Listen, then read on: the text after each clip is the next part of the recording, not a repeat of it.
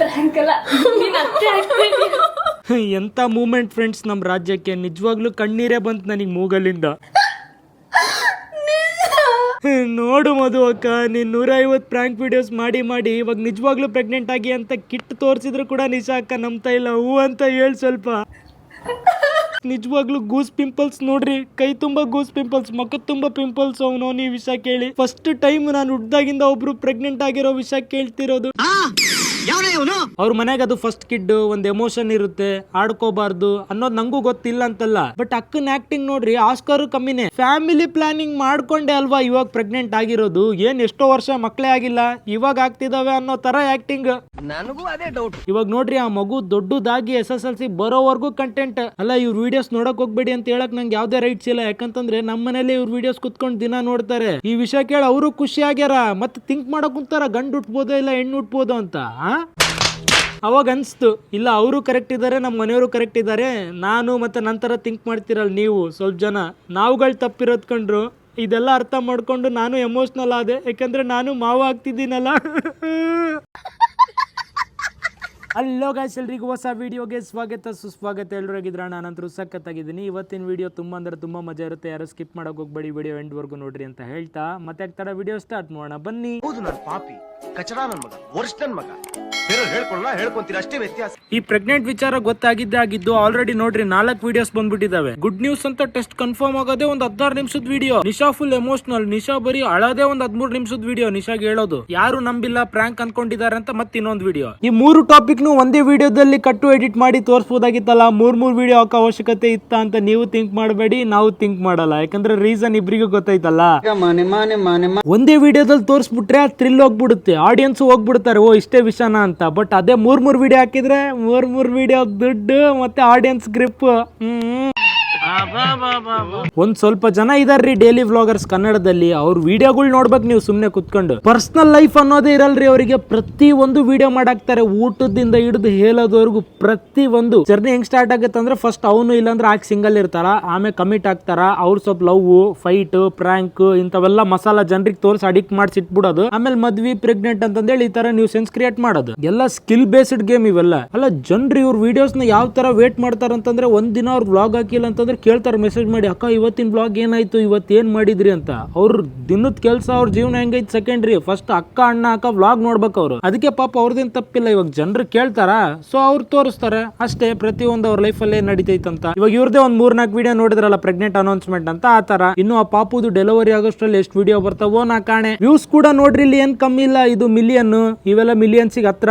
ಸ್ವಲ್ಪ ಜನ ಬೇರೆ ಕ್ರಿಯೇಟರ್ಸ್ ಗೆಲ್ಲ ಚಾನಲ್ ಅಲ್ಲಿ ಹೈಯೆಸ್ಟ್ ಓಡಿರುತ್ತಲ್ಲ ವಿಡಿಯೋ, ಅದಕ್ಕೂ ಇಷ್ಟು ವ್ಯೂಸ್ ಇರಲ್ಲ. ಅಷ್ಟು ಇವ್ರು ಬರೀ ಸಿಂಪಲ್ ವಿಡಿಯೋಸ್ಗೆ ವ್ಯೂಸ್. ಮತ್ತೆ ಕಷ್ಟಪಟ್ಟು ಪ್ಲೇಸ್ ಟು ಪ್ಲೇಸ್ ಹೋಗಿ ಇನ್ವೆಸ್ಟ್ ಮಾಡಿ ಎಲ್ಲ ವಿಡಿಯೋ ಮಾಡ್ತಾರೆ, ಬಟ್ ನೋ ವ್ಯೂಸ್. ಜನರಿಗೆ ಏನ್ ಬೇಕು, ಪ್ರೆಗ್ನೆಂಟ್ 1 ಬಿಲಿಯನ್ ವ್ಯೂಸ್ ತಗೊಂಡ್ಬಿಡಂತಾರೆ ಜನರು.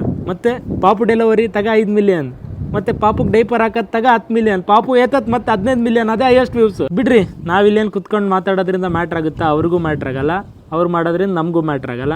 ಸೊ ಅವರೇ ನಮಗೆ ಫೋರ್ಸು ಮಾಡ್ತಿಲ್ಲ ನೋಡ್ರಿ ಅಂತ. ಮತ್ತೆ ಯಾಕೆ ಸುಮ್ ಟೆನ್ಷನ್ ತಗೊಳೋದು? ಅವ್ರುಂಟು, ಅವ್ರ ಆಡಿಯನ್ಸ್ ಉಂಟು. ಸೊ ಆದ್ರೂ ಕಂಗ್ರಾಚುಲೇಷನ್ಸ್ ಅಕ್ಕ, ಒಳ್ಳೇದಾಗ್ಲಿ. ಸೊ ನಿಮ್ ಕನ್ವೀನಿಯಂಟ್ ತಕ್ಕಂಗೆ ವರ್ಕ್ ಆಗೋದೊಂದಿದೆ, ಅದನ್ನ ಶೇರ್ ಮಾಡಕ್ ಬಂದಿದ್ದೀನಿ. ಇತ್ತೀಚೆಗೆ ನಾನು ಯೂಸ್ ಮಾಡ್ತಿದ್ದೀನಿ ಪಾಕೆಟ್ ಬ್ರೋಕರ್ ನ. It's A trading platform. ಇದು ತುಂಬಾ ಈಸಿಯಾಗಿ ಡಿಸೈನ್ ಆಗಿದೆ. ನಿಮಗೆ ಟ್ರೇಡಿಂಗ್ ಬಗ್ಗೆ ಏನು ಗೊತ್ತಿಲ್ಲ, ಕಂಪ್ಲೀಟ್ ಬಿಗಿನರ್ ಅಂದ್ರು ನೀವು ಇಲ್ಲಿ ಸ್ಟಾರ್ಟ್ ಮಾಡಿ ಎಲ್ಲಾನು ಅರ್ಥ ಮಾಡ್ಕೊಂತೀರಾ. ಇದರಲ್ಲಿರೋ ಇಂಟರ್ಫೇಸ್ ತುಂಬಾ ಸಿಂಪಲ್ ಆಗಿದೆ. ಇಲ್ಲೆಲ್ಲಾನು ಕ್ಲಿಯರ್ ಆಗಿ ಸ್ಟ್ರಕ್ಚರ್ಡ್ ಆಗಿದೆ ಇಂಟು ಸೆಕ್ಷನ್. ನಿಮಗೆ ಬೇಕಾಗಿರೋ ಅಸೆಟ್ ತುಂಬಾ ಈಸಿಯಾಗಿ ಸಿಗ್ತಾವೆ ನಿಮ್ಗೆ. ಚೆಕ್ ಚಾರ್ಟ್ಸ್, ನೀವು ಇಲ್ಲಿ ತಾಸ್ಗಟ್ಲೆ ಫಿಗರ್ ಔಟ್ ಮಾಡ್ಕೊಂಡು ಕುತ್ಕೊಳ್ಳೋ ಅವಶ್ಯಕತೆನೂ ಇಲ್ಲ. ಇದರಲ್ಲಿ ಮೋಸ್ಟ್ ಕನ್ವೀನಿಯಂಟ್ ಫೀಚರ್ ಅಂತಂದ್ರೆ ಕಾಪಿ ಟ್ರೇಡಿಂಗ್. ಚೂಸ್ ಮಾಡಬೇಕು trader from the ranking and automatically copy their trades. ಪ್ರತಿ ಟೈಮ್ ನೀವೇ ಇಲ್ಲಿ ಡಿಸಿಷನ್ ತಗೋಬೇಕು ಅನ್ನೋದೇನಿಲ್ಲ. ಇಲ್ಲಿ ರೆಡಿಮೇಡ್ ಟ್ರೇಡಿಂಗ್ ಸಿಗ್ನಲ್ಸ್ ಕೂಡ ಇರ್ತವೆ. ಪ್ಲಾಟ್ಫಾರ್ಮ್ ನಿಮ್ಗೆ ಡೈರೆಕ್ಷನ್ ತೋರಿಸುತ್ತೆ and right movement to enter, ಯಾವಾಗ ಆಗ್ಬೇಕಂತ enter. And you can open a trade literally in 1 click. Registration ತುಂಬಾ ಸಿಂಪಲ್. ಡಿಸ್ಕ್ರಿಪ್ಷನ್ ಅಲ್ಲಿ ಲಿಂಕ್ ಇದೆ, ಕ್ಲಿಕ್ ಮಾಡಿ, ಅದು ನಿಮ್ಗೆ ಅಫಿಷಿಯಲ್ ವೆಬ್ಸೈಟ್ ಕರ್ಕೊಂಡು ಹೋಗುತ್ತೆ. ಅಕೌಂಟ್ ನ ಕ್ರಿಯೇಟ್ ಮಾಡಿ using email or phone number. Registration confirm ಮಾಡ್ಕೊಳ್ಳಿ, ಇಮಿಡಿಯೇಟ್ ಆಗಿ ಆಕ್ಸೆಸ್ ಸಿಗುತ್ತೆ ನಿಮಗೆ ಪರ್ಸನಲ್ ಡ್ಯಾಶ್ ಬೋರ್ಡ್ ಗೆ. ರಿಜಿಸ್ಟ್ರೇಷನ್ ಮಾಡ್ಕೋಬೇಕಾದ್ರೆ ನನ್ನ ಪ್ರೋಮೋ ಕೋಡ್ ಯೂಸ್ ಮಾಡೋದನ್ನ ಮರೆಯಕ್ಕೆ ಹೋಗ್ಬೇಡಿ. ಯಾಕಂದ್ರೆ ಇದನ್ನ ಯೂಸ್ ಮಾಡೋದ್ರಿಂದ ನಿಮ್ಗೆ 100% ಬೋನಸ್ ಸಿಗುತ್ತೆ. ನನ್ನ ಪ್ರೋಮೋ ಕೋಡ್ ಬಂದ್ಬಿಟ್ಟು ರೆಕಾರ್ಡ್ಸ್ ಅಂತ. ಇದೇ ತರ ನೀವು ಹೋಗಲ್ಲಿ ಯೂಸ್ ಮಾಡಿ. ಅದಾದ್ಮೇಲೆ ಅಕೌಂಟ್ ನ ಫಂಡ್ ಮಾಡಿ ಆಟೋಮೆಟಿಕ್ ಆಗಿ ಕ್ರೆಡಿಟ್ ಆಗುತ್ತೆ ಬೋನಸ್. ಒಂದು ಇಂಪಾರ್ಟೆಂಟ್ ಥಿಂಗ್ ಏನಪ್ಪಾ ಅಂತಂದ್ರೆ, ಇಲ್ಲಿ 24/7 ಸಪೋರ್ಟ್ ಇರುತ್ತೆ. ನೀವು ಯಾವಾಗ ಬೇಕಾದ್ರೂ ಅವರಿಗೆ ರೀಚ್ ಔಟ್ ಆಗಬಹುದು. ಅವ್ರು ನಿಮ್ಗೆ ಫಾಸ್ಟ್ ಆಗಿ ಹೆಲ್ಪ್ ಕೂಡ ಕೊಡ್ತಾರೆ. ಡಿಸ್ಕ್ರಿಪ್ಷನ್ ಅಲ್ಲಿ ಲಿಂಕ್ ಇದೆ, ಹೋಗಿ ಕ್ಲಿಕ್ ಮಾಡಿ ರಿಜಿಸ್ಟರ್ ಆಗಿ ಪಾಕೆಟ್ ಬ್ರೋಕರ್ ಪ್ಲಾಟ್ಫಾರ್ಮ್ ಗೆ. ನನ್ನ ಪ್ರೋಮೋ ಕೋಡ್ ರೆಕಾರ್ಡ್ಸ್ ಅಂತ ಯೂಸ್ ಮಾಡಿ ಟೆಸ್ಟ್ ಇಟ್ ಔಟ್. ಇದು ನಿಮ್ಗೆ convenient platform to explore trading and try something new. ಮದನ ಮನಮೋಹಿನಿ ರೇಷ್ಮಕ್ಕ ಅದು ಕಟಪ್. ಅಯ್ಯೋ ಸಾರಿ, ನಾನೇನು ನೋಡಿಲ್ಲ ನಿಜವಾಗ್ಲೂ ನಾನೇನು ನೋಡಿಲ್ಲ, ಕ್ಷಮಿಸ್ಬಿಡ್ರಿ. ಏನ್ ಗೊತ್ತಿದ್ದು ನಂಗೇನ್ ಕನ್ಸ ಬಿದ್ದಿತ್ತು. ಇವಾಗ ನೀವು ಒಳಗ್ ಪಂದ್ಯ ಶುರು ಮಾಡೋರಿದ್ದೀರಂತ. ಇವಾಗಿನ್ನು ಬೆಳಿಗ್ಗೆ 9 ಗಂಟೆ ಆಗಿತ್ತು, ಇವಾಗೆ ಸ್ಟಾರ್ಟ್ ಮಾಡಿರಲ್ಲ. ಯಪ್ಪ ದೇವ್ರೆ, ನೀನೇ ಕಾಪಾಡ್ಬೇಕು. ಸರಿ, ನಿಮ್ ಪಂದ್ಯ ಶುರುವರ್ಸ್ರಿ, ನಾನು ಡಿಸ್ಟರ್ಬ್ ಮಾಡಲ್ಲ, ಸಾರಿ.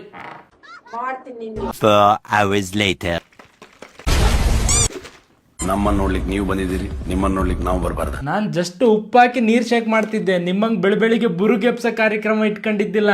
ಬರೀ ಇಂತದೆಯ. ನಡ್ರಿ 1 ಗಂಟೆ ಆಯ್ತು ಮಧ್ಯಾಹ್ನ, ಸೆಕೆಂಡ್ ರೌಂಡ್ ಸ್ಟಾರ್ಟ್ ಮಾಡ್ರಿ, ಡಿಸ್ಟರ್ಬ್ ಮಾಡಲ್ಲ. ಹೋಗೇ ಬಿಟ್ರಲ್ಲ ಫ್ರೆಂಡ್ಸ್, ಮೊಮ್ಮಕ್ಕಳ ಕಾಣೋ ವಯಸ್ಸಲ್ಲಿ ತಂದೆ ತಾಯಿ ಆಗೋ ಹಂಬಲ. ಒಂದ್ ಹೆಂಗೆ ತಂದೆ ತಾಯಿ ಹೇಳ್ತಾರಂತೆ, ನನ್ ಮಗಳಿಗೆ ಯಾರಿಗ್ ಕೊಟ್ರು ನಿಂಗ್ ಕೊಡಲ್ಲ ಅಂತನಾ? ನೀನ್ ಯಾವತ್ತಿದ್ರು ಸ್ವಂತ ಅಲ್ಲ, ಹಿಂಗ್ ಬೇರೆಯವ್ರ ಮನೆಗೆ ಹೋಗ್ಲೇಬೇಕು ಅಂತ.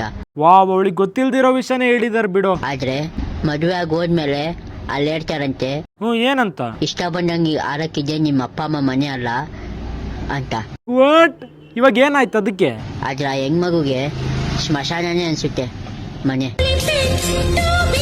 ಲೋ, ಕರೆಕ್ಟ್ ಹೇಳಿ, ಹುಡುಗಿರ್ ಫಾಲೋ ಮಾಡ್ಲಿ ಅಂತ ತಾನೇ ಈ ತರ ಡೌಗಳು ಮಾಡ್ತಿರೋದು. ಇವನ್ ಎಕ್ಸ್ಪೆಕ್ಟೇಷನ್ ಹೆಂಗಂದ್ರೆ, ಈ ತರ ವಿಡಿಯೋ ಮಾಡಾಕಿದ್ರೆ ಸ್ವಲ್ಪ ಜನ ಹುಡುಗಿರಿಗೆ ಮನಸ್ ಕರಿಗಿ, ಯಪ್ಪ ಎಂತ ಮನಸ್ಸು ಇವಂದು ಅಂತಂದೇಳಿ ಉಗುರು ಕಟ್ ಮಾಡ್ಕೊಂಡ್ಬಿಡ್ತಾರಂತ ಇವನ್ ವಿಡಿಯೋಸ್ ನೋಡಿ. ಲೋ ಸ್ಟ್ರೆಪ್ಸಿಲ್ಸ್ ಎಲ್ಲ ಗೊತ್ತು ನಿನ್ ನಾಟ. ನಿಮ್ಮ ಅಪ್ಪ ಅಮ್ಮ ನಿನ್ನದು ಏನು ಅಂತ ಹುಟ್ಟಿಸ್ಬಿಟ್ರು. ಬ್ಯಾಕ್ ಗ್ರೌಂಡ್ ಮ್ಯೂಸಿಕ್ ಕೇಳ್ರಿ.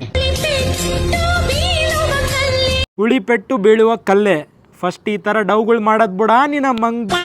ತನ್ನ ಗಂಡನನ್ನು ಅಳಿಸಿ ಓ ಮಂಜಣ್ಣ ಯಾರೋ ಕೆರದಲ್ಲಿ ಹೊಡೆದಿರ್ಬೇಕು ಅನ್ಸ್ತೈತ್ ಫ್ರೆಂಡ್ಸ್. ಬೇರೆಯವ್ರ ಗಣಸರ ಮುಂದೆ ನಗುವೆ ಹೆಂಗ್ಸು ಒಂದಲ್ಲ ಒಂದ್ ದಿವಸ ರಕ್ತದ ಕಣ್ಣೀರು ಹರಿಸುತ್ತಾಳೆ. ಕಣ್ಣೀರು ಬರೀ ಒಂದ್ ಕಣ್ಣಿಂದ ಬರ್ತೈತಲ್ಲ, ಅದನ್ನು ಸತ್ಯನಾ? ಇದು ಸತ್ಯ. ಮತ್ತೆ ಅವಳಿಗೂ ಒಂದೇ ಕಣ್ಣಲ್ಲಿ ರಕ್ತ ಬರುತ್ತೆ ತಗೋ. ಸಮಯ ಒಂದೇ ತರ ಇರಲ್ಲ, ಆದ್ರೆ ನಿನ್ ಸಮಯ ಯಾವಾಗ ಹಾಳಾಗೇ ಇರುತ್ತಲ್ಲ. ಇದು ಸತ್ಯ. ಹೌದು, ಏನಾಯ್ತು ನಿಂಗೆ? 4 ದಿನ ಮೋಷನ್ನೇ ಆಗಿರ್ಲಾರ್ದವ್ರ ತರ ಮುಖ ಮಾಡ್ಕೊಂಡ್ ಕುತ್ಕೊಂಡಿದ್ಯಾ. ಗಂಡ ಇಲ್ದಿದ್ರೆ ಯಾತರ ಇರ್ಬೇಕಂತ ಗೊತ್ತಾಗುತ್ತೆ. ಓ family problem friends. Next time 2 ಕಣ್ಣಿಗೆ ಜಂಡು ಬಾಂಬ್ ಹಚ್ಕೋ, ಅವಾಗಾದ್ರೂ ಒಂದು 10% ಜನ ಆದ್ರೂ ನಂಬ್ತಾರೆ, ಓ ಇವ್ನು ನಿಜವಾಗ್ಲೂ ಅಳ್ತಿದ್ದಾನಂತ.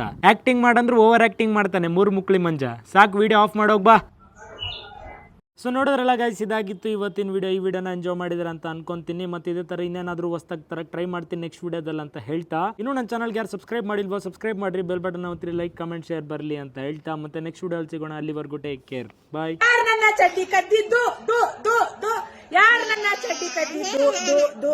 ಕೆಂಪುದಲ್ಲ ಬಿಳಿದಲ್ಲ ಹೊಸದು ಯಾರು ಕದ್ದಿದ್ದು?